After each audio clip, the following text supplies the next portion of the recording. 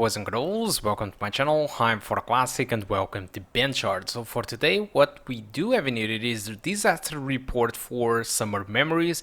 This game is developed by Granzella, a new developer team on the PC at least, because it was well known for develop some Japanese games that never reached Europe, and this is the first time I believe they are making, or at least one of their games reached Europe and America, and this is Disaster Report 4.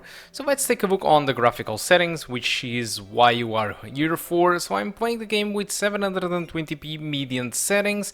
Keep in mind that my MX130, it is the GDDR5 version, so if you have the DDR3 version, you should have a slower performance. So the minimum requirements for this game, they ask for a dual core at 3.0, 4 gigs of RAM, and the GTX 950. So the 950, it is more stronger than the MX130 or obviously the GT 940 MX. And yet with 720p median settings, I was able to get an average of 37 frames per second with a minimum of 25. Tweaking a little bit the graphical settings with a mix between low and median, I was able to squeeze 5 more frames on the average and 3 more frames on the 1% low. But unfortunately, when you start to tweak the settings below median settings in this case, it seems that the game starts to have some issues rendering some of the stuff. For example, if you reduce VM distance to low, most of the characters will start to not render at all. If you use, for example, no anti-aliasing on this game, you will notice some black dots on the characters, small ones, but it is noticeable. And for example, if you drop the post-processing quality to low, you will lose the sun and all the lightning effects, so the city will just be very, very dark, and I'm not really sure who the hell can play like that.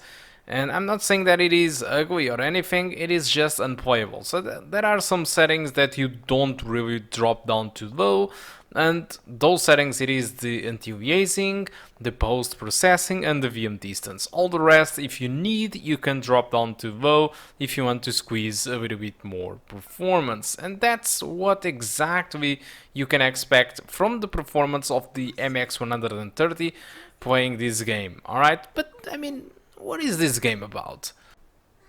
So Disaster Report 4, it isn't really exactly a new game. It was initially released in 2018 and it had a really troublesome development. So despite it was available during 2018, it was a Ps4 exclusive, and not only that, it wasn't also available on Europe or America. This was a Japanese exclusive, and so it wasn't really available worldwide. 1 year later, this game was released on Nintendo Switch, and by now, in 2020, these guys decided to give to a publisher the rights to publish this game worldwide, and so not only this game got available worldwide for America and Europe, it also got its PC version, which is obviously what I'm testing in here. But this game, it is quite interesting because despite I never played any of those predecessor games, and it seems that it isn't really handled by the same developer. Some people actually complain that this game features less stuff than the predecessor games and also half-baked games, so it doesn't felt like it is really well polished. But yeah, I think I understand that because the developers are not the same as the old games, and so it might be a little bit complicated when this happened. Because if you remember Mafia 3, it actually happened the same thing, because the Mafia 3 developers are not the same as Mafia 1 as Mafia 2. And when this happens, I do understand that might be complicated to get the same experience from the old games when the developers are different. But I mean, this game places you in the epicenter of an earthquake, and earthquakes are usually happening in this game, and they are quite scary because every time you enter a building, if this happens, you shit yourself to get out of the building because you are afraid of the building to fall off. And in fact, you can actually die because stuff are always falling down. I mean, on the roads, like lamps or any regular object like a signal or even buildings. So anything can kill you, but most of this stuff is more focused in your decisions, so you're pretty much going through the game with people to help and finding people and people telling you about their problems, and you respond what you want to their problems. There are a lot of stuff going on, and in fact this game, despite it looks quite interesting to me, I mean it feels great because I never played a game which places you in the epicenter of a disaster where you play as a regular person and not a superhero or something.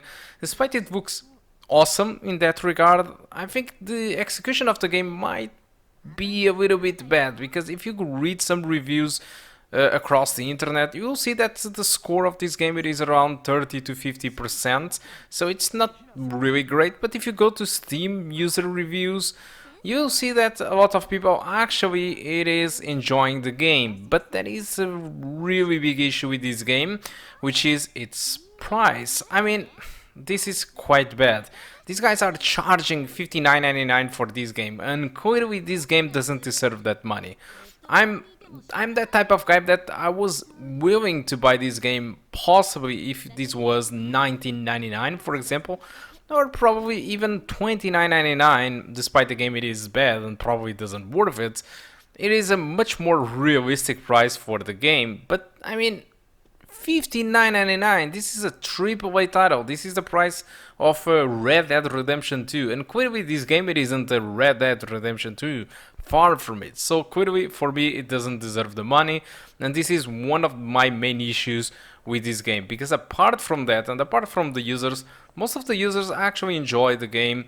And despite it is not really a killer game or a great game, it is really a nice experience if you want to experience what it is to be in the middle of an earthquake, playing as a regular guy. Alright, you are no hero, you are here to see and hear about the stories and accompany other characters to safety. And your objective throughout the game, it is just get out of this city, because at the beginning of this game they really make it clear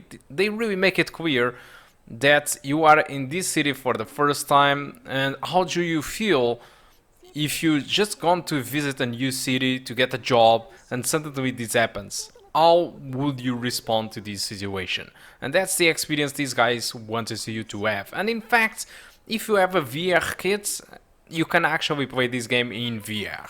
But honestly, I think with Half-Life Alyx, nobody cares about this game for VR. Alright, so guys, that's all. Hope you keep enjoying the rest of the video, and I do hope to see you soon. Goodbye. そうですね。頑張ります。さっき見つけたのは2人って言いましたよね。もう一人生徒がいるはずなんです。探さないと。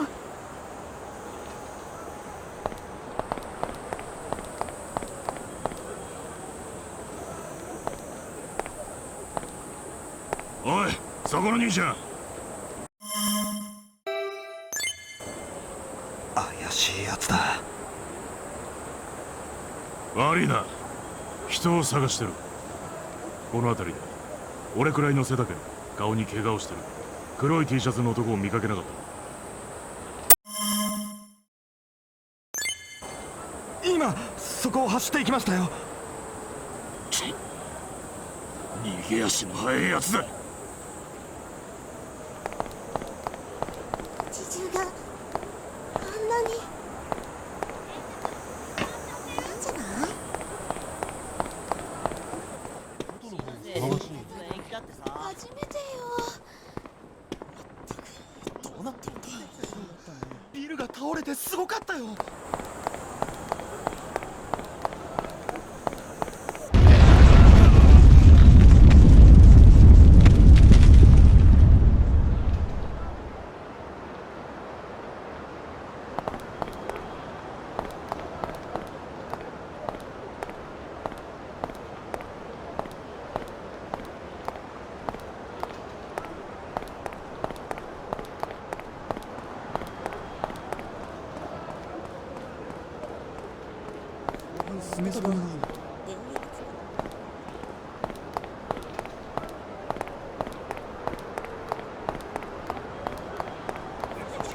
頑張って。